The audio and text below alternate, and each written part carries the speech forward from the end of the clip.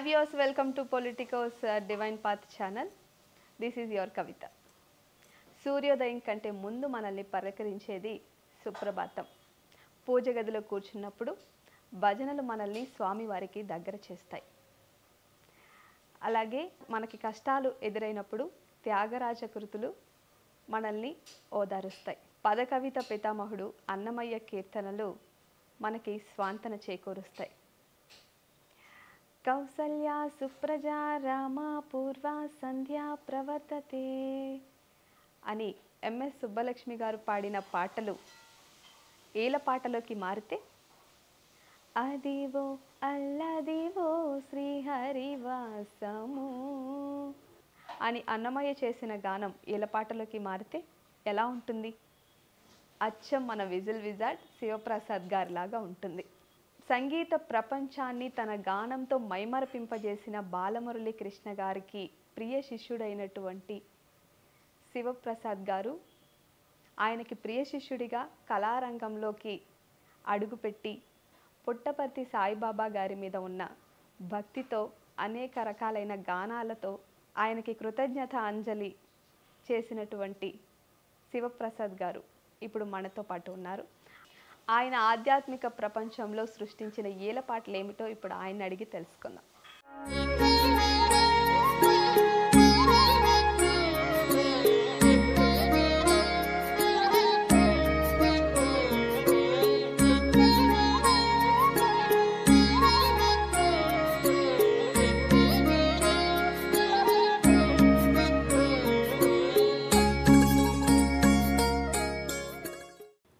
నమస్తే శివప్రసాద్ గారు. నమస్కారం.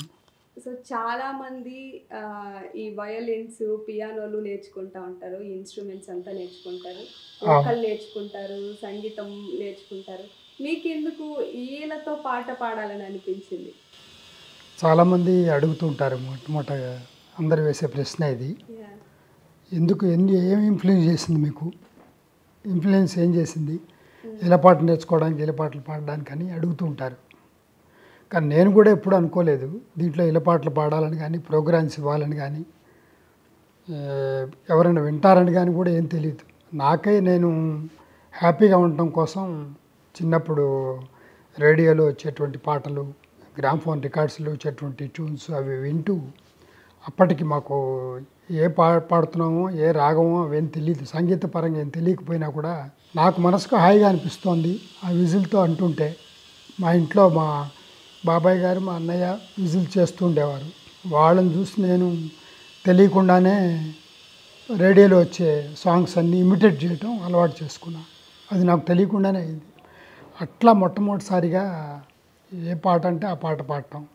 భక్తిరంజని మెయిన్గా మనకి మీరు ఇందాక చెప్పినట్టుగా పొద్దున్నే 6 గంటలకు కాగానే మనకి రేడియోలో కానీ, ఆ రోజుల్లో రేడియోనే ఎక్కువ ఇన్ఫ్లుయెన్స్. వాటిలో సుప్రభాతం లాంటివి, తర్వాత తత్వాలు లాంటివి, భక్తి గీతాలు లాంటివి వస్తూ ఉండేవి. సో అవన్నీ నేను వింటూ, ఫర్ ఎగ్జాంపుల్ నేను చెప్పాను మీకు,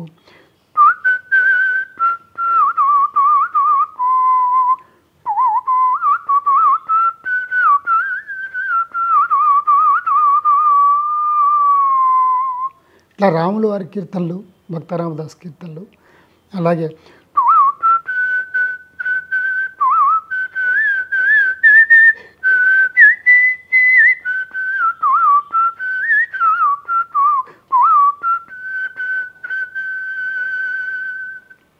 అలా గురువుగారు బాలమురళీ కృష్ణ గారు పాడుతుంటే నేను వాటిని తెలియకుండానే అటు ఇటు తిరుగుతూ, నాకు అప్పుడు 9-10 సంవత్సరాలు ఉంటాయి. ఆ టైంలోనే నేను ఈ విజిల్తో ఈ కీర్తనలు కానీ, చిన్న చిన్న సాంగ్స్ కానీ పాడటం అలవాటైంది. అట్లా తర్వాత దాన్ని సంగీతంలాగా మలుచుకొని విన్నవాళ్ళందరూ వింటుంటే చాలా బాగుంది, నువ్వు ఎందుకు ఒక ఫుల్ సాంగ్ లాగా ఎందుకు దీన్ని సాధన చేసి చేయకూడదు అని చెప్పి అందరు అడ్వైజ్ చేయటం, అట్లా మొదలుపెట్టాను. అంతేగాని ఇన్స్ట్రుమెంట్ నేర్చుకోకూడదు, వోకల్ నేర్చుకోకూడదు అట్లా ఏం లేదు. నాకు ఇది ఎందుకో నాకు తెలియకుండానే నన్ను ఆకర్షించిందని చెప్పాలి. సో మిమ్మల్ని ఇన్స్పైర్ చేసి ఇండస్ట్రీలోకి మీరు రావడానికి, అందరికీ మీరు పరిచయం అయ్యేలాగా చేయడానికి ఎవరు కారణమయ్యారంటారు? చాలా ఇలపాట పాడటం చాలా ఈజీ అనుకుంటారు కానీ చాలా చాలా కష్టం యాక్చువల్గా చెప్పాలంటే. మామూలు పాటలు పాడడమే చాలా కష్టం. అవును. అలాంటిది మీరు విజిల్తో బ్రీత్ కంట్రోల్ చేసుకొని ఇంత బాగా అద్భుతంగా పాడడానికి కూడా మంచి కారణమే ఉండుంటది. అంటే మీరు ఏమైనా ట్రైనింగ్ తీసుకున్నారా? అవును. అసలు ఏ కళ అయినా కూడా చాలా కష్టమే. ఈవెన్ మీరు ఆటలు తీసుకున్నా కష్టమే, పాటలు తీసుకున్నా కష్టమే, సంగీతం తీసుకున్నా కష్టమే. అది భక్తి సంగీతం కానివ్వండి, శాస్త్రీయ సంగీతం కానివ్వండి, పాశ్చాత్య సంగీతం కానివ్వండి, ఏది తీసుకున్నా కూడా దాంట్లో మనం ఏదైనా ఒక నిపుణత తీసుకొని మనం ఒక ఆర్టిస్ట్ లాగా ముద్రపడడానికి చాలా సాధన అవసరం అని నేను నమ్ముకుంటున్నాను. ఆ సాధనే నన్ను ఈ స్థాయికి తీసుకొచ్చిందని చెప్పాలి. ముందుగా ఎవరు కూడా అందుట్లో ఏదైనా ఫ్లూట్ నేర్చుకుంటానంటే అందరు ఇష్టపడతారు. నువ్వు ఫ్లూట్ మా వాడు ఫ్లూట్ వాయిస్తున్నాడని ఫ్లూట్కి నేర్పించడానికి కూడా గురువులు ముందుకు వస్తారు. అలా కాకుండా ఏలపాటు నేర్చుకుంటానంటే ఎవరు ఏలపాటు ఏమిటిరా అసలు, అది నేర్చుకోవటం ఏంటి, అది పాట ఏమిటి అని చెప్పి అందరూ తిడుతూ ఉంటారు యాక్చువల్గా. అటువంటి డిస్కరేజ్మెంట్ కూడా నా లైఫ్లో కూడా అయింది. సో నేనైతే నాకు వాళ్ళు ఏం చెప్పినా కూడా వాళ్ళు అట్లా వదిలేసేసి నేను మాత్రం పాటలు అన్నీ ఏమి వస్తుంటే అవి వాటిని ఇమిటేట్ చేస్తూ ఆ రోజుల్లో చేసుకుంటున్నామండి. తర్వాత మా ఊర్లోనే స్వర్గీయ కోన ప్రభాకర్ రావు గారని వారు కూడా యాక్టరు. తర్వాత భక్తరామదాస్ ఏకపాత్రాభినయం వేయటం, తర్వాత ఆయన పాలిటిక్స్లోకి వచ్చి స్పీకరు, గవర్నరు అవన్నీ పదవులు చేయటం, వారి దృష్టిలో నా ఏలపాట పడటమే నాకు అదృష్టంగా భావించాలి. వారు కూడా మా ఊరే. సో వారు అడ్వకేటు, మా నాన్నగారు అడ్వకేటు. అట్లా ఫ్యామిలీస్తో కూడా మంచి సంబంధం ఉంది. అలా నేను పాడుతున్నానని చెప్పి చూసి ఆయన ఇంటికి పిలిపించుకొని రామదాస్ కీర్తనలు, ఆయనకి రామదాసు మోనో యాక్షన్ చేస్తారు, అందుకని ఆ కీర్తనలన్నీ ఇష్టం, ఆ పాటలన్నీ పాడించుకునేవారు. అప్పటి నుంచి ఆయన నన్ను అందరి దగ్గరికి తీసుకెళ్ళటం, సంగీత గురువుల దగ్గరికి తీసుకెళ్ళటం. ముఖ్యంగా ఇతను ఇట్లా పాడుతున్నాడు, కీర్తనలు తత్వాలు ఇవన్నీ పాడుతున్నాడు, డీడీలు వచ్చేవి, ఈ ఆర్ట్కి ఏదైనా ఒక మంచి గుర్తింపు వస్తుందా, దీన్ని శాస్త్రీయ సంగీత కచేరీలాగా అందరిలాగా మావాడికి చేయొచ్చా అని చెప్పి అడగటం. వాళ్ళందరూ ఎవరు కూడా ఒప్పుకోకపోవటం. అతనికి ఇంట్రెస్ట్ ఉంటే ఏదైనా వీణ నేర్చుకోమనండి, ఫ్లూట్ నేర్చుకోమనండి, వయలిన్ నేర్చుకోమనండి అన్నారు తప్పితే ఏలపాటలో కంటిన్యూ అని ఎవరూ ఒప్పుకోలేదు. ఇదే పరిస్థితి జరుగుతూ ఉంది. నాకు 25 ఏళ్ళ దాకా వచ్చేసినాయి. హైదరాబాద్ మారిపోయాను నేను. గుంటూరు జిల్లా బాపట్ల ఉండేవాడిని, అక్కడి నుంచి హైదరాబాద్ వచ్చాను. వచ్చిన తర్వాత ఒకసారి నేను చెప్పిన ప్రభాకర్ రావు గారు, వీరు గురువులు చెప్పిన మాటలన్నీ కూడా రుచించక ఆయనకి, బాలమురళీకృష్ణ గారు మన హైదరాబాద్ వస్తున్నారు, ఆయన ప్రోగ్రాంకి నేను గెస్ట్గా నేను సన్మానించబోతున్నాను, నీ గురించి చెప్పి నువ్వు వీలైతే ఒక పాట పాడుతు కానీ అక్కడ గురువుగారి దగ్గర, ఆయన ఏమంటారు చూద్దాం. బాలమురళి గారు లాంటి వ్యక్తి, ఆయనే చాలా ఈ శాస్త్రీయ సంగీతంలో స్వయంగా వాగ్గేయకారులాగా ఆయన కీర్తనలు రాసి పాడి, ఆయనకి అద్భుతమైన గాన గంధర్వుడు కదా, వారేమంటారు చూద్దామని చెప్పి ఈయనకి చాలా ఇష్టం అనమాట. సో అలా నాకు మొట్టమొదటిసారి వారి దగ్గర హైదరాబాద్ వచ్చినప్పుడు పాడటం,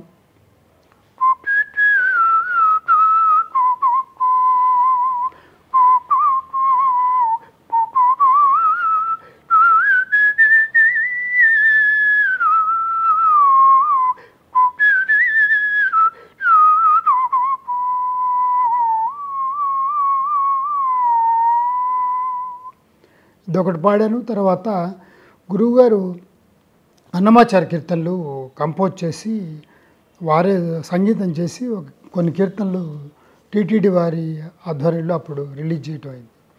దాంట్లో నాకు చాలా ఇష్టమైన గురువుగారి కంపోజ్ చేసినటువంటి మ్యూజిక్ కంపోజ్ చేసినటువంటి కీర్తన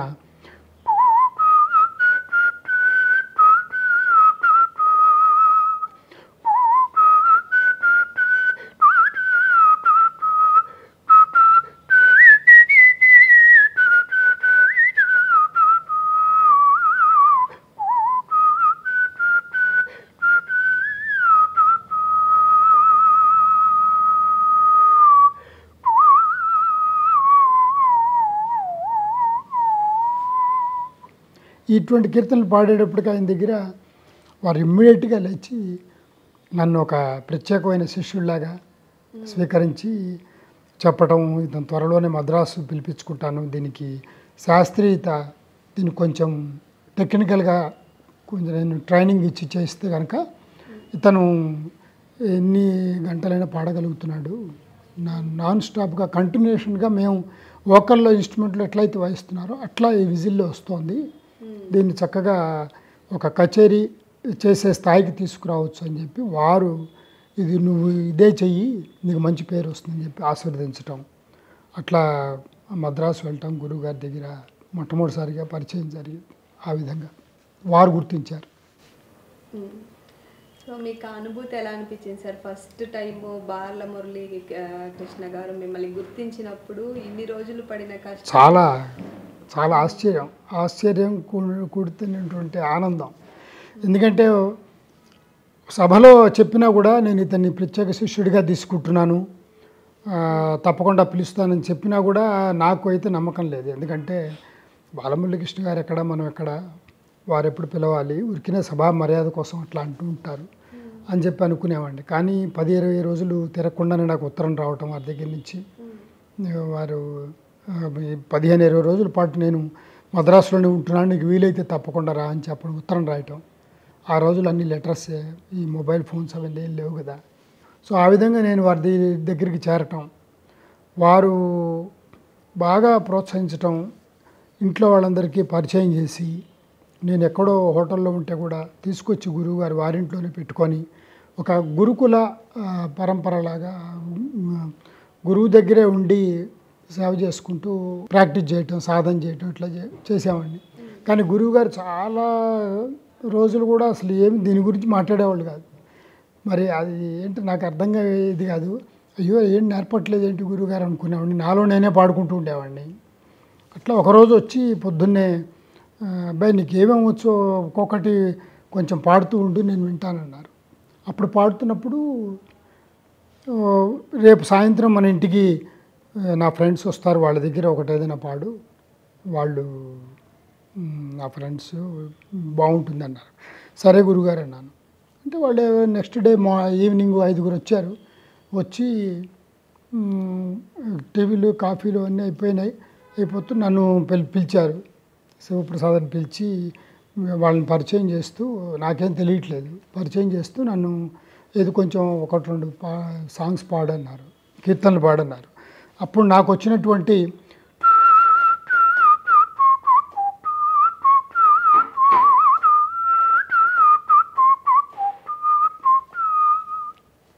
ఇలా వాతాపిగణ పతింబజే పాడాను. సో అది పాడేటప్పటికీ ఇంకో కీర్తన పాడమన్నారు. ఇంకో కీర్తన పాడేటప్పటికీ వాళ్ళ 5గురు ఒకేసారి లేచి, గురుగారు రొంబ ప్రమాదం ఇరుక, విల్ డూ టుమారో రికార్డింగ్ అన్నారు. రికార్డింగ్ అంటున్నారేంటి, తమిళ్లో మాట్లాడుకుంటున్నారు, నాకేం అర్థం కాలేదు. వాళ్ళు వెళ్ళిపోయిన తర్వాత బాలమురళీ కృష్ణ గారు నాతో చెప్పారు, నీ పాటని రేపు రికార్డ్ చేస్తున్నాం, అది ఎల్పి రికార్డు ప్లస్ క్యాసెట్, ఆ రోజుల్లో క్యాసెట్గా రికార్డ్ చేస్తున్నాం, నీ ఇలపాట అందరికీ తెలియాలి అని చెప్పి, నీకేమొచ్చో అవన్నీ లిస్ట్ రాయి, రాత్రి మనం ఫైనలైజ్ చేద్దాం, రేపు వెళ్ళబోయేటప్పుడు అవన్నీ పాడుతూ కానీ అని చెప్పారు. అట్లా నాకు ఒకసారి చాలా భయం వేసింది.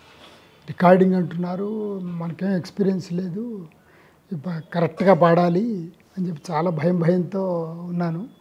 గురువుగారు వచ్చి మళ్ళీ ఏం భయపడకు, నీకు ఆల్రెడీ నువ్వు పాడేస్తావు, అన్నీ నీకు వచ్చుగా, ఇప్పుడు నువ్వు ఏమేమి పాడతావో, నీకేం వచ్చో లిస్ట్ రాయి, నేను చూస్తా అన్నారు. సో దాంట్లో నాటకరంజవర్ణము, వాతాపిగణ పతింబజే, ఎందరో మహానుభావులు, తర్వాత నగమోము, ఇటువంటివన్నీ లిస్ట్ రాసి గురువుగారు చూపిస్తే చాలు, ఇవన్నీ గంట సేపటి దాకా వచ్చేస్తాయి చాలు అన్నారు. మొన్నటి రికార్డింగ్ అందరం కారులో అరుణాచలం స్టూడియోకి వెళ్తాం. గురువుగారు అందరూ ఇన్స్ట్రుమెంట్స్ చెప్పలేదు కదా నీకు, ఈయన బలానాయన, ఈయన బలానాయన, వైలన్, మృదంగం, మోర్సింగ్ ఇట్లా చెప్పారు. మేము 4 ఉన్నాం, 4 పేర్లు చెప్పారు. రికార్డింగ్ అయిపోయింది, ఒకసారి విందాం అసలు ఎట్లా వచ్చిందో అని చెప్పి గురుగారు లోపలికి వచ్చేప్పటికి నాకు భయం పుట్టింది. ఏదో తప్పు పాడాను, రికార్డింగ్ ఆపేసి లోపలికి వచ్చేసారు తలుపు తీసుకొని. చాలా భయం వేసింది. ఏంటి గురుగారు మళ్ళీ పాడతాను నేను, తప్పు పోయిందా అంటే, లేదా భయ బాగుంది ఒకసారి విందాం అన్నారు. అంటే విందాం అంటున్నారు కానీ ఆపేశారు రికార్డింగ్ జరిగేదాన్ని. అది నాకు చాలా భయం పెట్టి గురుగారు మళ్ళీ అవును కొద్ది మళ్ళీ పాడతాను గురుగారు అని చెప్పి కాళ్ళ నమస్కారం పెడుతుంటే, లేదా భయ చాలా బాగుంది అని చెప్పి నా భుజం ఇచ్చేసి ఒకసారి విందాం ఎలా ఎలా వచ్చినాయంటే వాళ్ళు వాయించిన వాళ్ళు కూడా అన్నారు, అవును గురుగారు చెప్పినట్టు ఒకసారి విందాం ఎట్లా వచ్చిందో. గురుగారు చాలా బాగుంది, అసలు శృతి ఇంత ఈ విజిల్లో శృతి నిలపడం అనేది అసలు ఎక్కడ చాలా ఆశ్చర్యంగా ఉంది అంటుంటే, ఇంకో ఆయన అంటున్నారు, బాలమురళి గారు ఎవరిని ఐడెంటిఫై చేసి ఎవరిని తీసుకొచ్చేసినా కూడా అది తమాషాగానే ఉంటుంది, ఎవరు నమ్మలేని సత్యంగా ఉంటుంది అని చెప్పి వారు చెప్పటం. అలా ఒక్కొక్కటి ఇంజనీర్కి చెప్పి వినిపిస్తున్నారు నావి. ఇదేమిటి అన్నారు, ఇదేమిటంటే ఏమి ఇన్స్ట్రుమెంట్ గుర్తుపట్టన్నారు అంటే వయలిన్ అన్నారు. ఇంకోటి అన్నారు మృదంగం అన్నాను, ఇంకోటి అన్నారు మోర్సింగ్ అన్నాను, ఇంకోటి అన్నారు. నేను సైలెంట్గా ఉన్నాను, ఎందుకంటే ఉన్నది నలుగురమే, నేను పాట కాక ముగ్గురు పేర్లు అయిపోయినాయి. ఇంకోటి ఏంటంటే నేను డౌట్గా చూస్తుంటే ఆ ఇంజనీర్ గారు చెప్తున్నారు, మీ పాటకి గురువుగారు మెచ్చుకొని మీకు కంజీరా ఇచ్చారు వారు నా దగ్గర కూర్చొని కన్సోల్ రూమ్లో అని చెప్పి, అసలు అది చాలా అప్పుడు బయటకు వచ్చేసి గురువుగారి సాష్టాంగ నమస్కారం చేశాను. చేస్తే అంత బాగా వచ్చింది. వాళ్ళందరూ అకంపనిస్టులు నాకు వాయించిన వాళ్ళందరూ చాలా చాలా మెచ్చుకుంటున్నారు. సో అలా ఫస్ట్ గురువుగారు ఇంటికి వెళ్ళిన తర్వాత ఒక 6 నెలల్లోనే లోపే నన్ను ఒక స్టూడియోకి తీసుకువెళ్ళి మొట్టమొదటిసారిగా రికార్డ్ చేయించి, అదంతా చాలా మర్చిపోలేని అనుభూతి అని చెప్పాలి. అట్లా దాన్ని ప్రజలలోకి వెళ్ళడానికి ఒక క్యాసెట్ రూపంలో ఈలపాటను కూడా మిగతా ఆర్ట్స్తో పాటు ఈలపాట కూడా శాస్త్రీయ సంగీతంలో ఉంటుందని చెప్పి గురువుగారు మాట్లాడి ముందర ఆ క్యాసెట్లో అది రిలీజ్ చేశారు. అలా అయింది. పుట్టపర్తి సాయిబాబా గారి మీద మీరు చాలా భజనలు ఈలపాట రూపంలో చేశారు. అవును. ఆయన మీద మీకు ఎందుకు అంత భక్తి నమ్మకం? సాయిబాబా గారు అంటే మా ఇంటి యాక్చువల్గా ఇప్పుడు ఇలవేలిపోయి చెప్పాలి. మాకు మా ఫస్ట్ నాకు అసలు నమ్మకం లేదు సత్యసాయిబాబా అంటే, తెలియదు కూడా నాకు, మా ఇంట్లో ఎవరికి కూడా తెలియదు. నా మ్యారేజ్ అయిన తర్వాత మా మిసెస్ ద్వారా వాళ్ళ ఇంట్లో షిరిడి బాబా సత్యసాయిబాబాని ఇద్దరిని కొలుస్తారు. అట్లా తన ఇంట్లో భజనలు చేసుకోవటం.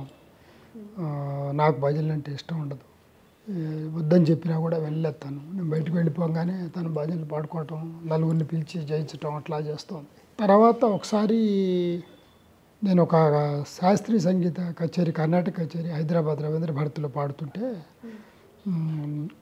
హెచ్జే దొరగారని అప్పటి డీజీపీ వారు సత్యసాయిబాబా డివోటీస్ 1960s నుంచి వారు నా ప్రోగ్రాంకి రావటం, వారు నన్ను ప్రోగ్రాం అయిన తర్వాత గ్రీన్ రూమ్లోకి వచ్చి, మీరు ఎప్పుడైనా స్వామీజీ దగ్గర ప్రోగ్రాం ఇచ్చారంటే, నేను అంతకుముందు పాడిన స్వామీజీల పేర్లన్నీ చెప్తుంటే, లేదు మీరు సత్యసాయిబాబా గారి గురించి మాట్లాడుతున్నాను నేను, మీ ప్రోగ్రాం చూస్తుంటే వారి బ్లెస్సింగ్స్ మీకు ఉండాలనిపిస్తోంది, నేను ఫైనల్ కాదు, నేను పుట్టపర్తి వెళ్తుంటాను, ఎప్పుడు వారిని అడుగుతాను మీ కళ గురించి, మీ బ్లెస్సింగ్స్ ఇప్పిస్తే బాగుంటుంది అనిపిస్తోంది, వారు రమ్మంటే కనుక మీ అదృష్టం అని చెప్పారు.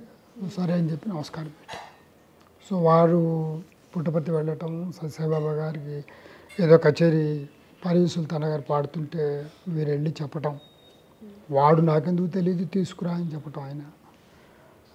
అట్లా ఫస్ట్ టైం 98లో పుట్టపర్తి వెళ్ళటం. అప్పట్లో నేనేమనుకున్నానంటే, ఆర్టిస్టులు అందరు ఆర్టిస్టులు అక్కడ ఇస్తూ ఉంటారు స్వామీజీల దగ్గర, నన్ను కూడా అట్లా పిలిచుంటారు అని చెప్పి, నేను ఏమీ భక్తి భయం ఏమీ లేకుండానే మామూలుగానే ప్రోగ్రాం లాగానే వెళ్ళిపోయాను అక్కడికి. ఈయన తీసుకెళ్ళారు. సరే ప్రోగ్రాం చేస్తుంటే ఈ క్లాసికల్ కర్ణాటిక్ ప్రోగ్రామే చేస్తుంటే నాకు ఒక లోపల ఒక కొంచెం ఈగో ఏంటంటే, నేను క్లాసికల్ ఆర్టిస్ట్ని, సత్యసాయి భజన్స్ ఏముంది, ఆఫ్టర్ ఆల్ భజనే ఉంది, పెద్ద క్లాసికలే పాడగలిగింది భజన పాడలేనా అని చెప్పి ఒక చిన్న గర్వం ఉండేది. అట్లా నేను క్లాసికల్ ఆర్టిస్ట్ అని అనుకొని ఆ కచేరీ చేస్తుంటే మధ్యలో ఒక సేవాదళ అతను వచ్చి నాకు, అతను క్లాసికల్ ఆర్టిస్టు, రాగు దుర్గరాగం, వాళ్ళ దుర్గాష్టమి రాగు దుర్గా పాడమని చెప్పండి అని చెప్పి స్లిప్ పంపించారు స్వామి. ఆ స్లిప్ చూసుకున్న తర్వాత రాగు దుర్గా ఈయనకి ఎట్లా తెలుసు, నాకు కదా, నేను కదా ఆర్టిస్ట్ని, నాకు తెలుసు కదా రాగు దుర్గా, ఈ స్వామీజీకి ఎట్లా తెలుసు అని నన్ను కొంచెం ఒక చిన్న ఇదిగా లోపల గర్వంగా ఫీల్ అయ్యి ఈయనకి రాగాలు కూడా తెలుసా అన్నట్టుగా ఉంది. అప్పుడు రాగ దుర్గం పాడాను.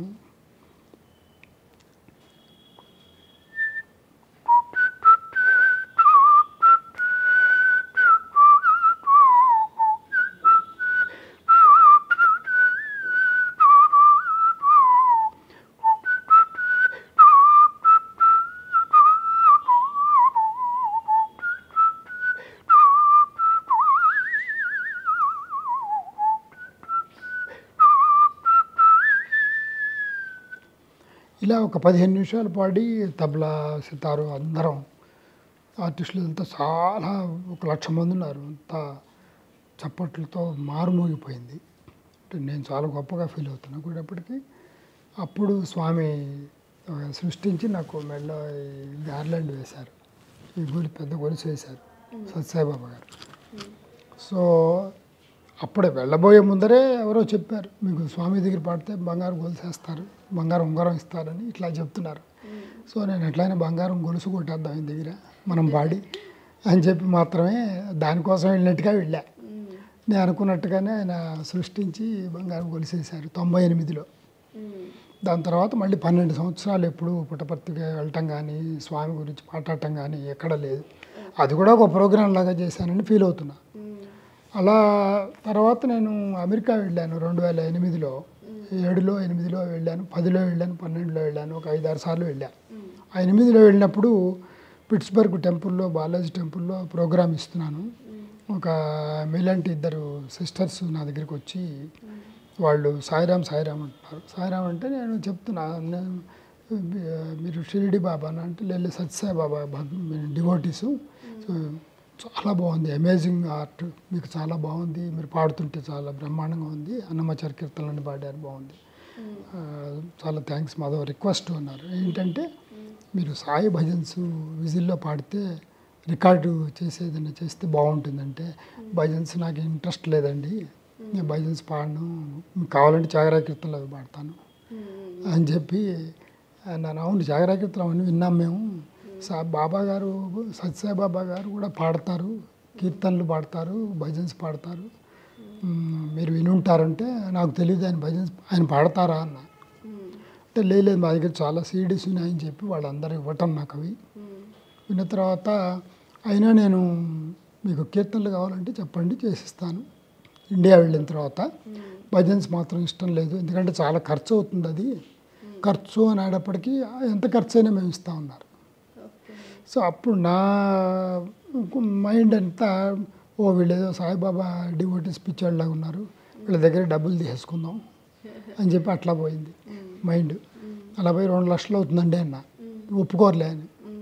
సరే ఒక సిస్టర్ అందుట్లో అంది, ఇతను ఎవరో కొంచెం ఫికిల్ మైండెడ్ లాగా ఉన్నాడు, అడ్వాన్స్ ఇచ్చేయాలి.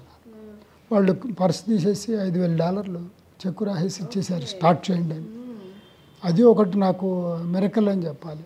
అంటే నేను స్వామి దగ్గరికి మెల్లిమెల్లిగా అట్లా నన్ను లాగుతున్నారు. సో ఇది ఇండియా వచ్చిన తర్వాత అనుకున్నాను 2 లక్షల్లో 1 లక్ష రికార్డ్ చేసి ₹1,00,000 మిగిల్చుకుందాం. అలా సాయిబాబా డివోటీస్ అందరు ఉంటారు, వాళ్ళు తీసుకుంటారు అలా అనుకున్నా. అట్లా మెల్లిగా అన్ని పరీక్షలు పెట్టినట్టుగా సాయిబాబా గారు దేవుడిగా ఎందుకు నమ్మానంటే ఇటువంటివన్నీ అయినాయి. అయిన తర్వాత 2010లో మళ్ళీ ఆయన దగ్గరే కచేరీ ఎవరో తీసుకువెళ్ళారు పాడమని. అప్పటికి నేను భజన్స్ అవన్నీ పాడాను, వీళ్ళకి సీడీ ఇచ్చాను. ఆ సీడీ స్వామి రిలీజ్ చేశారు పుట్టపర్తిలో, ప్రోగ్రామ్ వెళ్ళలేదు, ఆయనే రిలీజ్ చేశారు. చాలా బాగుంది అని చెప్పి ఇట్లా చదివన్నీ ఆయన రిలీజ్ చేశారు. సో ఆ అనుభవం కూడా ఉంది. ఈసారి స్వామి భజన్స్ అన్నీ చేయాలని చెప్పి ఆ 2010లో వెళ్ళా. 15 మంది ఆర్కెస్ట్రాని, చాలా పెద్ద ఆర్కెస్ట్రా బుక్ చేశాను. స్వామిని ఎట్లయినా సరే మెస్మరైజ్ చేయాలి చేసి వెళ్తే నంబరు అంతా రెడీ అయిపోయింది. నాకు ఆ లోపల ఈగోయిజం ఉంది కదా, నేను క్లాసికల్ ఆర్టిస్ట్ని, తర్వాత భజన్స్ ఏంటి ఆఫ్టర్ ఆల్ ఇదంతా గత చరిత్ర ఉంది కదా, మరి స్వామి టెస్ట్ చేద్దాం అనుకున్నారో ఏమిటో తెలీదు. నేను పాడుతుంటే ఇంకా రెడీ అవుతున్నాను అని వస్తుంది, విజిల్ రావట్లా సౌండ్. ఇదేంటి ఇన్ని 100,000 ప్రోగ్రాంలు ఇచ్చాను నేను ఇప్పటివరకు, ఇప్పుడు జరగలేదు ఇట్లా ఏంట్లా అని చెప్పి మళ్ళీ ఇలా అనుకొని ఇట్లా రుద్దుకొని ఇట్లా చేసి వాళ్ళని ఆర్టిస్టులు అందరు రెడీ అని అడుగుతూ వాళ్ళని, ఇన్ఫ్యాక్ట్ నేను రెడీ కాదు, వాళ్ళు రెడీ. వాళ్ళందరూ పట్టుకొని ఇట్లా రెడీ రెడీ స్టార్ట్ చేయంటున్నారు. స్వామి ఏమో నన్ను చూసి స్టార్ట్ అంటున్నారు.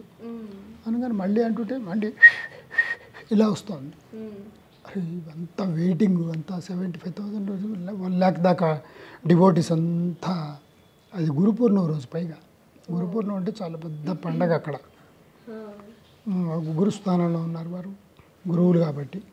సో ఇంత 1,00,000 మంది జనం వెయిట్ చేస్తున్నారు. 1 నిమిషం 2 నిమిషాలు అయిపోయింది అప్పటికే. ఇంకా నాకు రావట్లేదు. రావటప్పటికీ మళ్ళీ ఆయన అటు చూసి ఇట్లా చూసి అన్నీ చూసి స్టార్ట్ చేయంటున్నారు. మళ్ళీ అన్నీ చూసి స్టార్ట్ చేయడం మొదలుపెట్టా. చేసినా కూడా అని వస్తుంది తప్పితే రావట్లేదు. అప్పుడు కళ్ళు మూసేసుకొని స్వామికి ప్రేయర్ చేసి, నేను స్వామి అందరు నిన్ను దేవుడు అంటున్నారు, కానీ నాకైతే నమ్మకం లేదు. ఇప్పుడు నువ్వు నిజంగా దేవుడైతే నేను ఈ సంవత్సరంలో నేను పెర్ఫార్మెన్స్ ఇచ్చి వాళ్ళందరి చేత చప్పట్లు కొట్టించుకోవాలి, నేను గెలవాలి, అప్పుడైతే నేను నమ్ముతాను అనేప్పటికీ ఆ గజేంద్ర మోక్షంలో శ్లోకం ఉంటుంది, సిరికిని చెప్పడం ఉంది కదా, అది లోపల అనుకొని స్వామి నమస్కారం పెట్టుకొని ఇట్లా అప్పుడు ఇమ్మీడియట్గా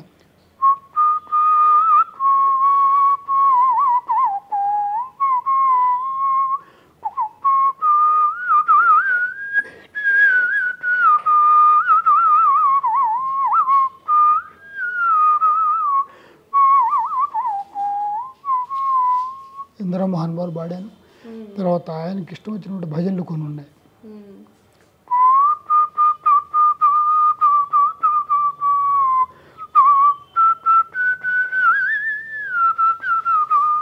మానస భజన గురుచరణం అని సాయిబాబా డివోటీస్ అందరికీ భజన తెలుసు. అట్లాగే కొన్ని టాప్ హిట్స్ అంటామే అందరూ పాడుకొని వాళ్ళ డివోటీస్ కాని వాళ్ళు కూడా ఎంజాయ్ చేస్తారు. గోవింద కృష్ణ జయ గోపాలకృష్ణ జయ అని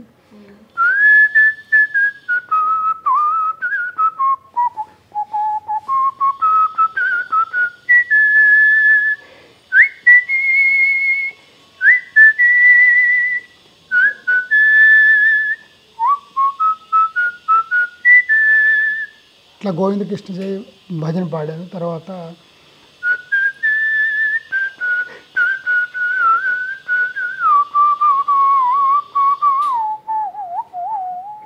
అంబశంకరి పరమేశ్వరి అని ఒకటి. తర్వాత భజన బిన సుఖ శాంతి నహి అని ఒకటి ఉంది.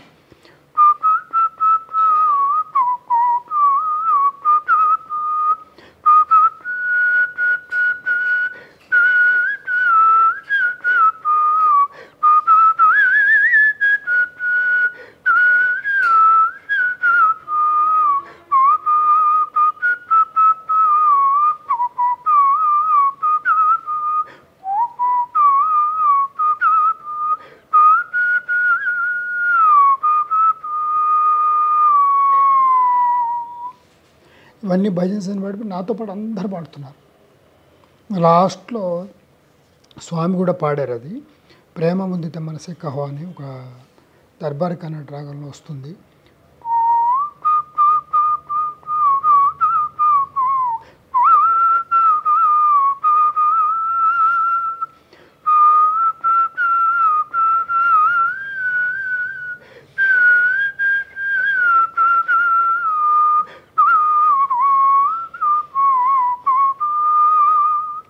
రామ రామ రామ అని శ్రీరామ రామ రామ అని అట్లా వస్తుంది.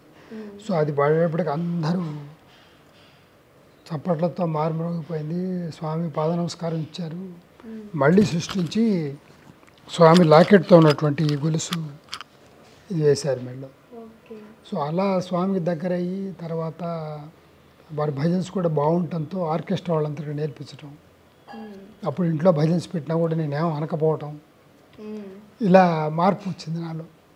సో ఇప్పుడు ఏ కచేరీకి వెళ్ళినా కూడా ఆ కచేరీలో లాస్ట్లో స్వామి భజన అని చెప్పి అనౌన్స్ చేసి వారు పాడినవి కాకుండా కూడా ఎంతోమంది మ్యూజిక్ డైరెక్టర్స్ కంపోజ్ చేసినవి ఘంటసాల మాస్టర్ కూడా పాడారు సత్సాయి బాబా గారి మీద భజనలు.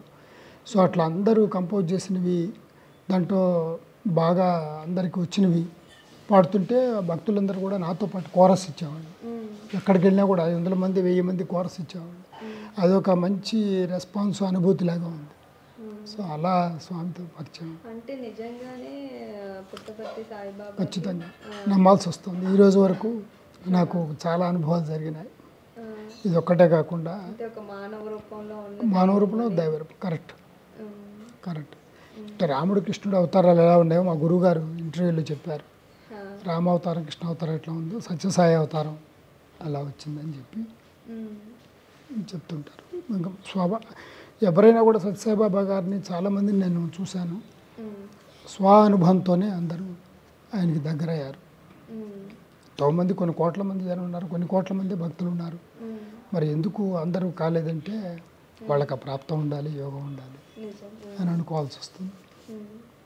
ఒకసారి నేను వెళ్ళి వారి టేస్ట్ చూసిన తర్వాత, ఇంకా అసలు స్వామి యొక్క బ్లెస్సింగ్స్ చూసిన తర్వాత ఇంకా అసలు ఎవరు మర్చిపోరు. చాలా గొప్ప గొప్ప వాళ్ళందరూ కూడా వారి దగ్గరికి వచ్చి వారి దర్శనం ఇస్తే చాలు, వారి పాద నమస్కారం ఇస్తే చాలు అన్నట్టుగా అలా ఉంటుంది. అన్ని మెరికల్స్ అందరికీ చాలా చాలా అద్భుతంగా, ఫారిన్ కంట్రీస్లో అందరికీ చాలా మెరికల్స్ జరిగినాయి, ఇక్కడ వాళ్ళకి జరిగినాయి. వాళ్ళు ఇంకా దాంతోనే ఇంకా సర్వస్వం స్వామి చల్లని చూపు ఉంటే చాలు మన మీద అన్నట్టుగా ఉంది. వారు మన తెలుగు రాష్ట్రాల్లో అవతారంగా వచ్చి మన రాష్ట్రాల్లో ఉండటం, తెలుగు రాష్ట్రాల్లో ఉండటం చాలా మన అదృష్టం. ఎక్కడెక్కడో ప్రపంచ దేశాల నుంచి అక్కడికి వస్తున్నారు, వారు మన దగ్గరే ఉన్నారు. అది మనకి చాలా అదృష్టం. ఇప్పుడు మీకు చైన్లన్నీ ఇచ్చారని చెప్పారు కదా, అవంతా కూడా అతని దివ్య శక్తితోనే వచ్చింది. అవన్నీ మనం వాటి జోలికి వెళ్ళకూడదు. అంటే అందరూ సాయిబాబా తెలియని వాళ్ళేమో ఆయన ఉంగరాలు గొలుసులు ఇస్తుంటారు కదా అని విమర్శిస్తుంటారు. దాంట్లో నేను కూడా ఒకండి. అప్పుడు మరి ఎప్పుడో 98లో ఇచ్చినటువంటి గొలుసు ఇప్పటికి వరకు ఉందిగా. అది బంగారం అనే దానికంటే ఎక్కువ వాల్యూతో ఇప్పుడు తెలుస్తోంది. సో అలా ఒక్కొక్కరికి ఒక్కొక్క అనుభవం. ఒక బంగారం అనే కాదు, ఒక విభూది ఇస్తేనే ఆ విభూతికి ఎంత పవర్ఫుల్ ఉందో ఇటువంటి గొలుసులు 1,00,000 రావచ్చు ఆ చిన్న విభూది దీంతో. కొంతమందికి పాద నమస్కారం, కొంతమందికి వారి చూపు, కొంతమందికి వారు అక్కడ ఉండటం. ఎంతోమంది కొన్ని కోట్ల ఆస్తులు వదిలేసుకొని అక్కడ ఉన్నవాళ్ళు చాలామంది ఉన్నారు, కొన్ని వేలల్లో ఉన్నారు. తర్వాత వారు చేసే సర్వీసులు మానవ సేవ మాధవ సేవ అని చెప్పినట్టుగా వారు చేసే సేవలన్నీ గుర్తించి ఎక్కడెక్కడ వాళ్ళందరూ అట్రాక్ట్ అయ్యి వారిని నమ్ముకొని వారిని కొలుచుకుంటూ ఆ సేవ రూపంలోనే తోటి మానవుడికి సేవ చేయటమే నాకు మీరు చేయాల్సిందని చెప్పి వారు ప్రేమ స్వరూపుల్లాగా వచ్చి మనందరికీ చెప్పారు. అది అందరికీ చాలా అట్రాక్ట్ చేస్తుంది. ఈయనేం డబ్బు అడగట్లేదు మనల్ని. చాలామంది పీఠాధిపతులు కానీ ఇంకోళ్ళు కానీ డొనేషన్స్ అని చెప్పి అక్కడ రసీదు బుక్లు కానీ అట్లా ఉంటాయి. పుట్టుపర్తులు ఏముండదు అసలు. మీరు ఇస్తాన్ని కూడా తీసుకోరు స్వామి. మరి ఎలా వస్తుంది ఏంటంటే అంతా ఎవరో ఉన్నవాళ్ళు ఒక 1,00,000 కోట్లు ఉన్నవాళ్ళు 1,000 కోట్లు అక్కడ ఇచ్చేయటం. ఈ మంచి పనులు చూస్తున్నారు, చేస్తున్నారు, అన్నీ తెలుస్తున్నాయి. మీద వాళ్ళందరికీ ఆపరేషన్లు చేయించటం, గుండె ఆపరేషన్లు చేయించటం. వాటర్ లేకపోతే ఆ ప్రాంతం అంతా పుట్టపర్తికి రాయలసీమ అంతా వాటర్ స్కీమ్స్ పెట్టి వాటర్ రిలీజ్ చేయటం. ఇవన్నీ చాలామందికి, ముఖ్యంగా పేదవాళ్ళకి అసలు వారు సాక్షాత్తు భగవంతుడు మా ప్రాంతంలో ఉన్నాడని చెప్పి చాలా గొప్పగా కొలుచుకుంటారు. అట్లా ప్రపంచవ్యాప్తంగా వారు తెలిసారు. ఒక మానవ రూపంలో ఉన్నటువంటి మీరు చెప్పినట్టుగా ఇందాక అవతారమూర్తిగా వచ్చారు భగవంతుడి రూపం. సార్, ఇప్పుడు బాలమురళీకృష్ణ గారితో కలిసి మీరు చాలా ప్రోగ్రామ్స్ చేసే ఉంటారు. అవును. దాదాపుగా ఎన్ని చేస్తుంటారు? మీకు ఏది నచ్చింది? ఇట్లా బాలమురళీకృష్ణ గారితో అంటే అసలు చాలా కష్టం పాడటం కూడా. అసలు నేను పాడతానని వారికి ఎప్పుడు అనుకోలేదు. చాలాసార్లు నాకు గెస్ట్గా పిలిచేవాడిని. నేను ఆ గెస్ట్గా 2-3 సార్లు వచ్చారు. వచ్చిన తర్వాత నేను ప్రతి జనవరి 1వ తారీఖున ఈ ఈలపాటకి గుర్తింపు రావాలని చెప్పి ప్రతి సంవత్సరం కొన్ని సంవత్సరాలేమో రవీంద్ర భారతిలో చేసుకునేవాడిని. ప్రతి జనవరి 1న కొత్త నూతన సంవత్సర సంగీతోత్సవంలాగా సాయంత్రం పూట ఒక కచేరీ రూపంలో, ఒక అన్నమాచార్య కీర్తనలో ఒకసారి, దీక్షితారి కీర్తనలో ఒకసారి, శ్యామశాస్త్రి గారి కీర్తనలో ఒకసారి, త్యాగరాజ కీర్తనలో ఒకసారి, సత్యసాయి భజనామృతం ఒకసారి అట్లా చేస్తుండేవాడిని. 2001లో మొదలుపెట్టాను. రేపు వచ్చే జనవరి 1కి 25 సంవత్సరాలు అవుతుంది. అట్లా చేస్తూ ఒక ఉత్సవానికి గురువుగారికి ఫోన్ చేసి రమ్మన్నాను. రమ్మంటే వారు ఎప్పుడు గెస్ట్గానే రమ్మంటావు, మన ఇద్దరం ఎందుకు పాడకూడదు అబ్బాయి అని నన్ను ప్రోత్సహించి వారు రవీంద్ర భారతిలో కచేరీకి వారితో పాటు జుగల్బందీ అని అనకూడదు, వారి బ్లెస్సింగ్స్ కాన్సర్ట్ అని చెప్పాలి. వారు పాడుతుంటే నేను కూడా కూర్చోబెట్టుకుని పక్కన అది పాడటం చాలా అది చరిత్రలోనే నిలిచిపోయింది.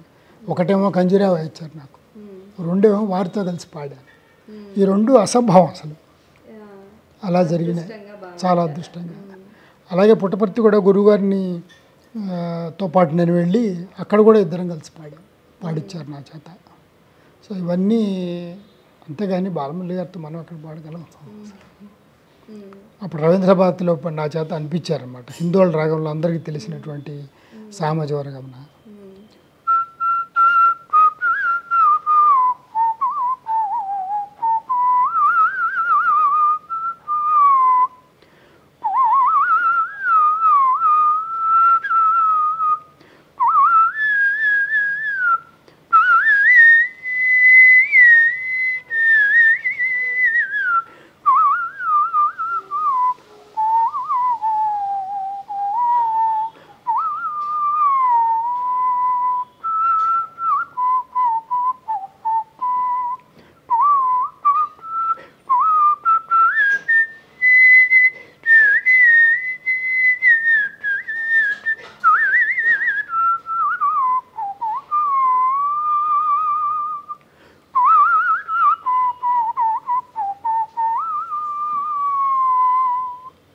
ఇది ఇద్దరు పాఠ్యాసులు ఆ రోజు రవీంద్ర భారతిలో చాలా అద్భుతంగా వచ్చింది. అట్లా గురువుగారి ఆశీర్వాదం బాగా దొరికింది. తర్వాత సింగపూరు, దుబాయ్, మలేషియా ఇవన్నీ కంట్రీలు కూడా వెళ్ళాం.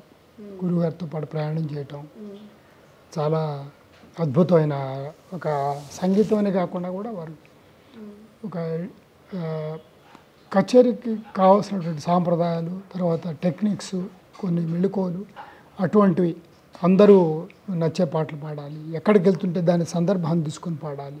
ఫర్ ఎగ్జాంపుల్ ఒక మ్యారేజ్ మొదట్లో అసలు మ్యారేజ్ కచేరీలే ఉండేవి, సభా కచేరీలు ఉండేవి కాదు.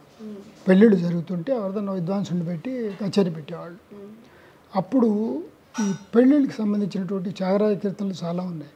ఫర్ ఎగ్జాంపుల్ పెళ్ళికి పాడాలంటే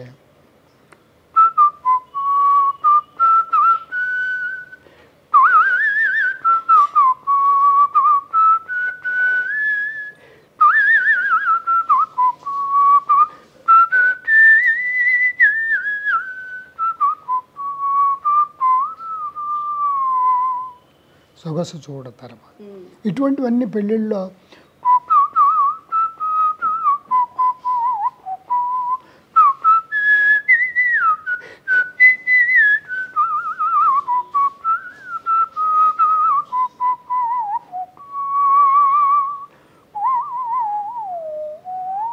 రఘువంశ సుధాంబుదని ఇటువంటివి పెళ్ళిళ్ళలో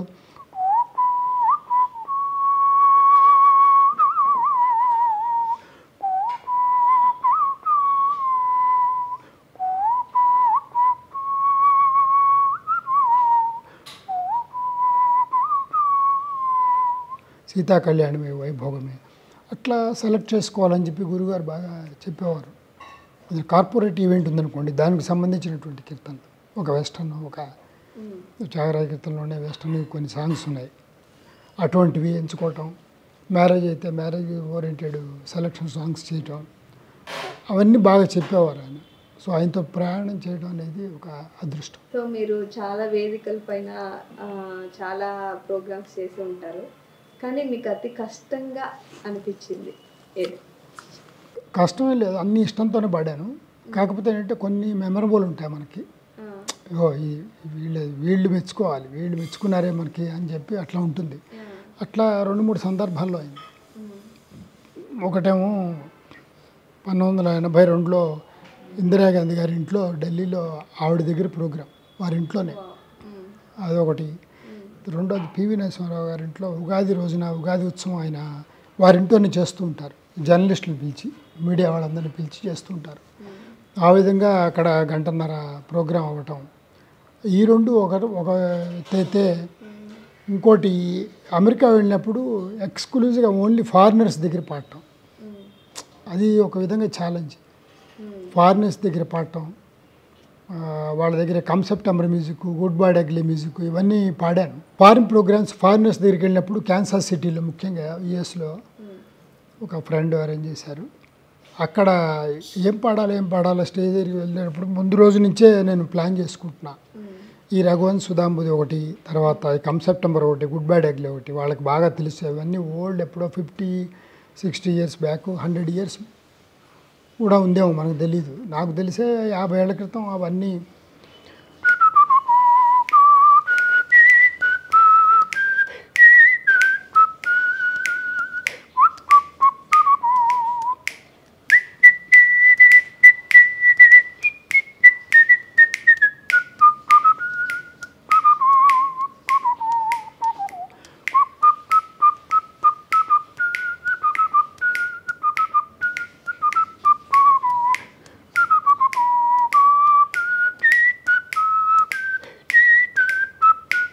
ఇలా చేస్తుంటే వాళ్ళతో చప్పట్లతో దానికి తగ్గట్టుగా, పాటకు తగ్గట్టుగా కొట్టి అందరు అప్రిషియేట్ చేసి బాగా బ్లెస్ చేశారు. సో అటువంటివి. తర్వాత బ్యాంకాక్లో జరిగినటువంటి ఇంటర్నేషనల్ మ్యూజిక్ ఫెస్టివల్లో విజిల్కి ఒక 2 hours నాకు టైం ఇచ్చారు. 1 day నాది. పెద్ద పెద్ద ఆర్టిస్టులు అందరూ వచ్చారు ఇండియా నుంచి. నన్ను విజిల్, డ్రమ్స్ ఇవన్నీ ఉన్నాయి, తబలా, డ్రమ్స్, వయలిన్, కీబోర్డ్, వాటితో నేను ఒక ఫ్యూజన్ టైప్లో చేయటం జరిగింది. ఈ రెండు నాకు అసలు మర్చిపోలేను. అసలు అక్కడ ఎవరు ఇండియన్సే ఉండరు. తెలుగు వాళ్ళు అంటే అసలు ఉండరు, ఇండియన్సే ఉండరు.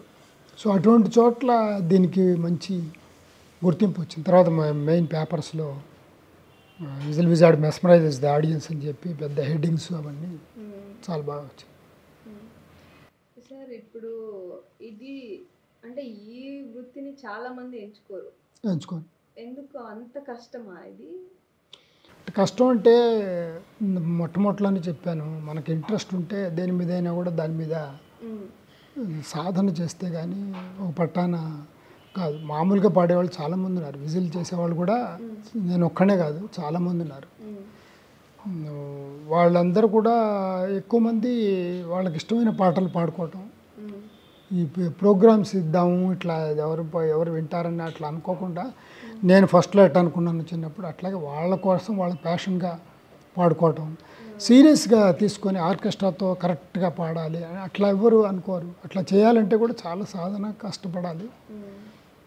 మెయిన్ క్లాసికల్ మ్యూజిక్ బ్యాక్గ్రౌండ్ ఉండాలి, నేర్చుకోవాలి, సిస్టమేటిక్గా నేర్చుకొని వోకల్ నేర్చుకొని ఫస్ట్, తర్వాత విజిల్ మీద ఇంట్రెస్ట్ ఉంటే కనుక విజిల్ రాకపోయినా కూడా మనం దాన్ని తెప్పించి ప్రాక్టీస్ ద్వారా నేను చేయగలుగుతాను వాళ్ళని.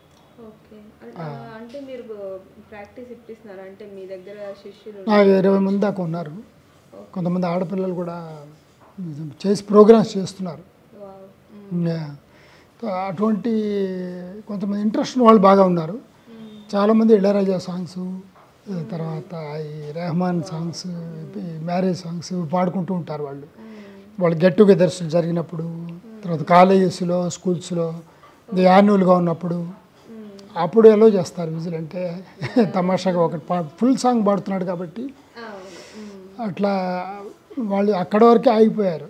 ఒకళ్ళిద్దరు ప్రోగ్రామ్స్ చేస్తున్నారు కానీ దీన్ని చాలా వోకల్కి బాగా ఎలా లెజెండ్స్ ఎలా పాడతారో, వాయిస్తారో అంత దగ్గరగా తీసుకెళ్తే కనుక దీన్ని కూడా అప్రిషియేట్ చేస్తారు. ఇప్పుడు చేస్తున్నారు నన్ను, ఇంకా చాలామందికి తెలియదనే చెప్పాలి యాక్చువల్గా మీరు చెప్పినట్టు. అంటే దీన్ని ఎవరు ఫస్ట్ చూసి వింటే కానీ ఎవరు నమ్మరు. ఓ ఇలా కూడా పాడచ్చా అని, ఇలా కూడా చేయొచ్చా అని అప్పుడు అనుకుంటారు.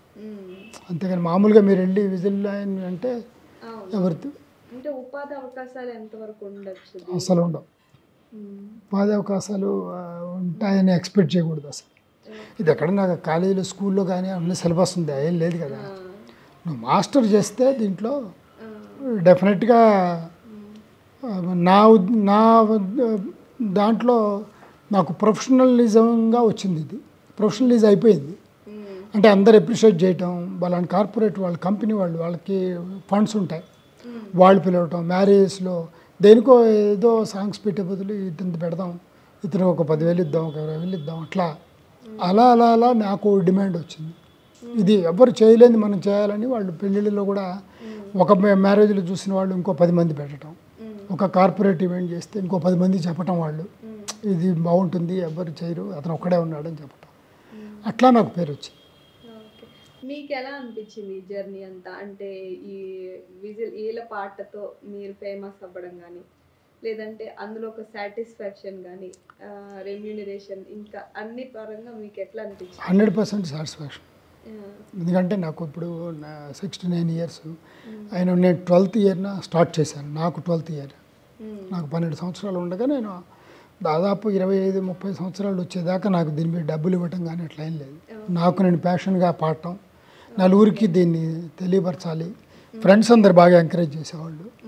తర్వాత పేపర్స్, మీడియా వీళ్ళంతా కూడా కొత్తది కాబట్టి నా గురించి రాయటం, ఈ ఆర్టికల్స్ రాయటం, అట్లా ఒక ఇండియన్ ఎక్స్ప్రెస్లో ఒక ఆయన స్వర్గీయ టి అంజయ్ గారు ముఖ్యమంత్రిగా ఉండగా వారికి సన్మాన సభలో నా ప్రోగ్రాం ఒక మినిస్టర్ గారు పెడితే ఆ ప్రోగ్రాం చూసి అక్కడ రిపోర్టర్స్ అందరూ సీఎం ప్రోగ్రాం కవర్ చేయడానికి వస్తారు కదా, ఆయన నెక్స్ట్ డే ఇండియన్ ఎక్స్ప్రెస్లో పెద్ద అది బొమ్మేసి whistle wizard mesmerises the audience అని చెప్పి రాశాడు. అది చూసి ఆ విజిల్ విజార్డ్ అన్నది ఇప్పటివరకు నాకు అది టైటిల్ లాగా ఒక పేరులాగా అయిపోయింది. నన్ను ఎవరు మా ఇంటి పేరుతో పిలవరు. మా ఇంటి పేరు కొమరవాళ్ళు. నాకు వచ్చే లెటర్స్ కానీ, తర్వాత అడ్రస్లు, పోస్టేజ్ కానీ ఇవన్నీ నన్ను పిలవటం కూడా అందరూ విజిల్ విజార్డ్ అంటారు. అది ఏమిటో కూడా అర్థం ఆ రోజుల్లో తెలిసేది కాదు. తర్వాత నాకు బాగా ఇదైన తర్వాత ఏమిటి అసలు విజిల్ విజార్డ్ అంటే ఏలపాట మాంత్రికుడు, అంటే ఏలపాటలో ఏదైనా పలికిస్తాడు ఈయన అనేటువంటి ఒక అర్థం వచ్చేట్టుగా ఆ విజార్డ్ అంటే అదని తెలుసుకున్నా. సో అదొక్క టైటిల్ నాకు చాలా ప్రపంచం మొత్తం తెలిసిపోయింది. ఇవాళ నా వెబ్సైటే visilwizard.com. సో అది చూసి చాలా ప్రోగ్రాంలు రావటం, ఫారిన్ నుంచి లెటర్స్ రావటం, మెయిల్స్ ద్వారా రావటం, అట్లా జరిగింది. సో నాకు బాగా సాటిస్ఫాక్షన్ ఉంది. నేను టిల్ ది ఎండ్ ఈ ప్రోగ్రామ్స్ చేస్తూనే చేయాలని ఉంది నాకు మొత్తం లాస్ట్ బ్రెత్ వరకు. సో మీరు ఇంతకుముందు అమెరికా వెళ్ళారు అనేసి చెప్పారు. సో అమెరికా ఒక్కటేనా, ఇంకా ఏ దేశాలకు వెళ్ళారు? ఇంకా ఎక్కడెక్కడ మీ ప్రతిభని చూపించారు? మన దేశ గర్వాన్ని ఎక్కడెక్కడ వ్యాప్తి చేశారు? అది నాకు కూడా అసలు ఫారిన్ ఎప్పుడు వెళ్ళలేదు. మొట్టమొదటిసారి రవీంద్ర భారతిలో ఒక ఆయన ప్రోగ్రాం చూసి ఆఫర్ ఇచ్చారు. చిన్న దేశం మాది మస్కట్ అని, రామ్ ధన్వంతరి గారని అక్కడ ఉంటున్నారు ఆయన. వారు ఆ రోజుల్లో, ఇది నేను చెప్పేది 90sలో, ఆ రోజుల్లో తెలుగు వాళ్ళకి అసోసియేషన్స్ అంటూ ఎక్కడా లేవు. వాళ్ళు ఫారిన్లో ఉంటే ఇండియన్ అసోసియేషన్ అని చెప్పి అన్ని కమ్యూనిటీస్ వాళ్ళు కలిసేవాళ్ళు. అంటే తెలుగు ఉంటారు, కన్నడ ఉంటారు, హిందీ ఉంటారు, అందరూ ఉంటారు, అలా ఉంటారు. అలా కలిసి ఒక ఇండియన్ అసోసియేషన్ ఉంది మాకు చిన్నది, 150 మంది అట్లా ఉంటారు, 200 మంది దాకా. మీరు రవీంద్ర భారతిలో చూశాను మీ ప్రోగ్రాం, మీరు వస్తే బాగుంటుంది, మీరు ఒక్కళ్ళు వస్తే మేము ఒక లోకల్ సపోర్ట్ కానీ ఏదైనా తీసుకొని మీకు అరేంజ్ చేస్తాం ఆర్కెస్ట్రా లాగా అని చెప్పి ఫస్ట్ టైం నేను ఫ్లైట్ ఎక్కింది మస్కట్ వెళ్ళా. అక్కడ ఇండియన్ అసోసియేషన్ వాళ్ళు చేశారు. తర్వాత అంబాసిడర్ చేత నాకు ఘనంగా సన్మానం చేశారు. అది ఒక ఫస్ట్ కంట్రీ. అక్కడి నుంచి నేను దాదాపు 25-30 దేశాలు వెళ్ళా. మస్కట్ తర్వాత పివి నరసింహారావు గారితో రష్యాలో ఫెస్టివల్ ఆఫ్ ఇండియా అని చెప్పి, ఆ రోజుల్లో రాజీవ్ గాంధీ గారు ప్రైమ్ మినిస్టర్ ఉన్నప్పుడు ఫెస్టివల్ ఆఫ్ ఇండియా అని చెప్పి అన్ని ఫారిన్ కంట్రీస్లో చేసేవాళ్ళు. 88లో మాస్కోలో చేశారు. అప్పుడు పివి గారు ఈ కల్చరల్ ఎక్స్టర్నల్ అఫేర్స్ మినిస్టర్, ఆయన విదేశాంగ శాఖ మంత్రి. వారు ఈ ఆర్టిస్టుల డెలిగేషన్ని మాస్కో తీసుకెళ్ళి అక్కడ మా చేత అందరి చేత పెర్ఫార్మెన్సెస్ ఇప్పించటం.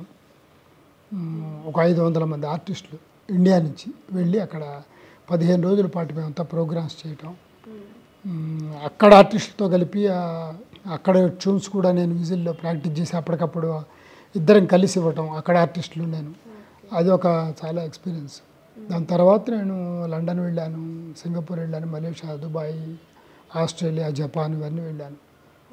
ఇట్లా చాలా దేశాలు తిరిగాను. కొన్నేమో 4 సార్లు 3 సార్లు వెళ్తూనే ఉన్నా. ఇట్లా నచ్చి వాళ్ళకి పిలుస్తున్నాను, అలా చేశాను. తర్వాత ఆల్బమ్స్ కూడా ఎందుకు వర్స్టైల్ ఆర్టిస్ట్గా నాకు పేరుంది. అంటే నేను హిందీ పాడతాను,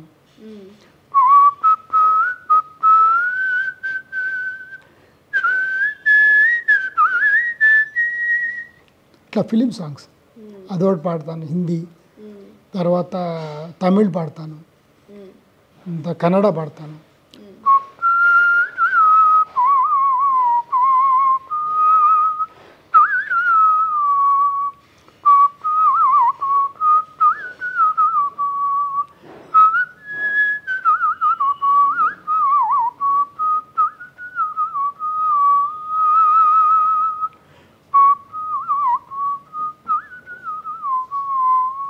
భాగ్యద లక్ష్మీ బారమ్మ, ఇట్లా డివోషనల్, ఒక ఫిలిం సాంగ్స్, తర్వాత ఒక లాంగ్వేజ్ లేకపోవటం, ఇవన్నీ వచ్చేటప్పటికి ఇండియన్ అసోసియేషన్స్, దాంట్లో అన్ని కమ్యూనిటీస్ ఉంటారు, ఎవరో ఒకళ్ళు కనెక్ట్ అవ్వటం, అలా నాకు ఆపర్చునిటీస్ బాగా వచ్చినాయి. ఇప్పుడు మీరు చెప్పారు కదా డివోషనల్ ఫిల్మ్ అన్నీ పాడాను అని చెప్పి, మీకు ఏది నచ్చింది, ఏది కష్టం అనిపించింది? నాకు దాదాపు 25-30 ఆల్బమ్స్ చేశాను ఇప్పటివరకు. దాంట్లో ఫిలిం మ్యూజిక్ చేశాను, క్లాసికల్ మ్యూజిక్ చేశాను, ఇందాక చెప్పినట్టుగా త్యాగరాజ కీర్తనలు, అన్నమాచార్య ఇవన్నీ చేశాను. ఎవ్వరు చాలా తక్కువ మంది చేస్తుంటారు, విజిల్లో అయితే నేను ఇంతవరకు ఎవరు వినలేదు. అట్లా 2 ఆల్బమ్స్ మా గురువుగారు చెప్తే చేశాను. గురువుగారు రవీంద్ర సంగీత్, ఆయన 70 గీతాలు కలకత్తా రేడియో స్టేషన్లో పాడానని చెప్పి నాకు చెప్పారు. చెప్పి చాలా బాగుంటాయి అవి విజిల్ చాలా బాగుంటుంది నీ ఇలపాటలో చెయ్యని చెప్పి, ఇది ఇలపాట ఏమిటి, ఇలపాట కాదు, దీన్ని గళమురళి అని చెప్పి నేను పేరు పెడుతున్నాను, ఇది గళమురళి విన్యాసం ఇది అని చెప్పి వారు చేశారు. అప్పుడు నేను ఈ రవీంద్ర సంగీత్ ఆల్బమ్ చేశాను. అట్లాగే కవి భారతీయార్ అని, సుబ్రహ్మణ్య భారతి అని చెప్పి తమిళనాడులో చాలా పెద్ద పేరు. ఆయన డివోషనల్ రాశారు, నేచర్ మీద రాశారు, స్వయంగా జర్నలిస్టు. భారతీయార్ చాలా పెద్ద కవి. మనకి వాళ్ళకి రవీంద్ర ఠాగూర్ ఎట్లాగో మనకి భారతీయారు, మనకు ఒక శ్రీశ్రీ, దేవులపల్లి కృష్ణశాస్త్రి, వీళ్ళందరూ మనకి రైటర్స్, దాశరథి గారు, వీళ్ళంతా గొప్ప గొప్ప కవులు, రచయితలు. సో అలా నేను ఆ 2 ఆల్బమ్స్ అంటే నాకు చాలా ఇష్టం. మొన్న లాస్ట్ మంత్లో తమిళనాడు వెళ్ళినప్పుడు నేను భారతీయార్ సాంగ్స్ పాడితే వాళ్ళు చాలా అద్భుతంగా రెస్పాన్స్ వచ్చింది నాకు. అట్లాగే అందరికీ తెలుసు, కొండ మీద మనం తిరుమల కొండ మీద పాడుతుంటారు కొరయండ్రు వీళ్ళని.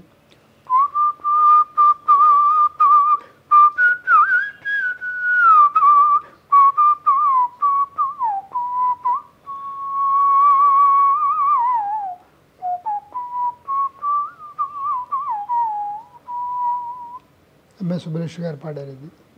అట్లాగే ఆవిడ పాడిన మీరా సినిమాలో ఆవిడ నటించి పాడినటువంటి గిరిధర గోపాల అవన్నీ పాడాను. సో దాంతో నాకు చాలా మంచి పేరు వచ్చింది. Other language, other states, other countries పిలవడానికి కారణం అది కూడా ఒకటి. ఇతను ఏదైనా పాడగలుగుతాడు, సాయి భజన్స్ ఇట్లా. సో ఇప్పుడు పుట్టపర్తి సాయిబాబా మందిరానికి వెళ్ళారు, మీరు అక్కడ భజనలు చేశారు, అలాగే మీరు మిగతా టెంపుల్ కూడా వెళ్తూ ఉంటారా, చేస్తాను? టెంపుల్ కాన్సర్ట్స్ చాలా చేశాను. ఇన్ఫ్యాక్ట్ నేను కాంచీపురంలో కంచి శంకర మఠంకి నేను ఆస్థాన విద్వాంసుని, అట్లాగే మైసూర్లో ఉన్న గణపతి సచ్చిదానంద స్వామీజీ దత్తపీఠానికి ఆస్థాన విద్వాంసుని, అట్లాగే శృంగేరిలో ప్రోగ్రాం ఇచ్చాను. చెన్నజీయర్ స్వామి వారు ఇక్కడ ముచ్చింతల్లో ఇక్కడ చేశాను. 4-5 సార్లు వారు ఆశీర్వదించారు. పుష్పగిరి స్వామి దగ్గర చేశాను. ఇట్లా డివోషనల్లో ఉత్సవాలు జరిగినప్పుడు శ్రీరామనవమి కానీ ఎస్పెషల్లీ, తర్వాత ఉగాది కానీ లేదా బ్రహ్మోత్సవాలు కానీ, ఇట్లా స్వామి హనుమత్ జయంతి అటువంటి చోట్ల కానీ నా ప్రోగ్రామ్స్ పెట్టడం. ఇందాక చెప్పినట్టుగా నేను ఏ టెంపుల్కి వెళ్తున్నాను, అది అమ్మవారి టెంపులా, అయ్యవారి టెంపులా, అట్లా సెలెక్ట్ చేసుకొని దానికి తగ్గ పాపులర్ కీర్తనలన్నీ నేను హోంవర్క్ చేసుకొని వాళ్ళందరికీ ఆర్కెస్ట్రాతో కూడా పంచుకొని అది చేయటం అనేది చాలా బాగా మంచి రెస్పాన్స్ వస్తుంది. ఫస్ట్ ఈ ఇది ఎందుకు ఎంచుకున్నావు, ఇలాంటిది ఎవరు చేయరని చెప్పి మిమ్మల్ని అందరూ అందరూ వెనక్కి మీ పేరెంట్స్ తో సహా. తర్వాత మీకు ఇంత పేరెంట్స్ ప్రోత్సాహం ఇచ్చారు. ఓకే అంటే అమ్మ ఫస్ట్ గుళ్ళో వెళ్ళి పాడమని చెప్పింది అమ్మే. ఓకే సో అలా ఉంది. తర్వాత ఇంట్లో సుస్వరంగా పాడుతున్నావు కాబట్టి ఎవరు పెద్ద అనేవాళ్ళు కాదు. ఎక్కువ నన్ను ఎంకరేజ్ చేసింది ఫ్రెండ్స్, రిలేటివ్స్. గెట్ టుగెదర్స్లో పాడటం అట్లా ఫుల్గా పాడమని చెప్పి అంటే ప్రోత్సహించారు. మీకు వెనక్కి లాగిన వాళ్ళంతా కూడా మీకు సక్సెస్ వచ్చిన తర్వాత ఎట్లా ఫీల్ అయ్యారు, మిమ్మల్ని ఎలా ట్రీట్ చేస్తారు? కొంతమంది వెనక్కి లాగారు, పేపర్లో కూడా రాశారు. ఇది ఏం శాస్త్రీయత లేదు దీనికి, ఏదో అతను ఏదో వీణ పాడుతున్నాడని. మళ్ళీ వాళ్ళే నేను బాగా సాధన ఎక్కువ చేసి 3-4 గంటలు చేస్తాను రోజు.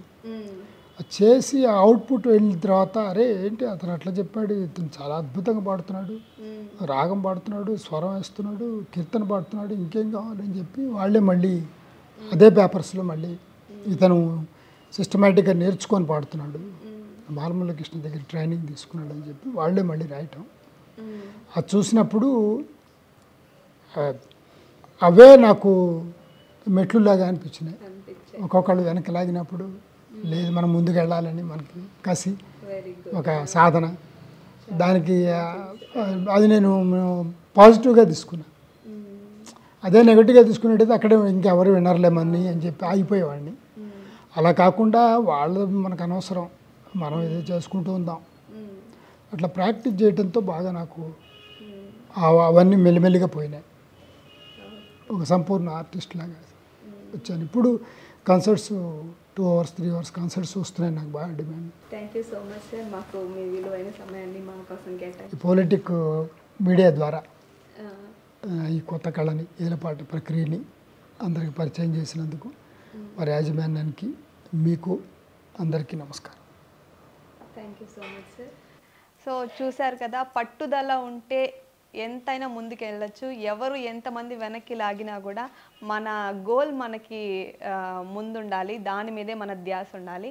అలాంటప్పుడు మనం ఏదైనా సాధించవచ్చు అని కూడా మనకి సార్ని చూస్తే అర్థమవుతుంది. సో చూశారు కదా ఈరోజు ఎపిసోడ్ని. మరొక కొత్త గెస్ట్తో మరో ఎపిసోడ్లో మళ్ళీ కలుస్తాను. అప్పటి వరకు సెలవు. Please subscribe to the channel and download the Politicos app from the links in the description.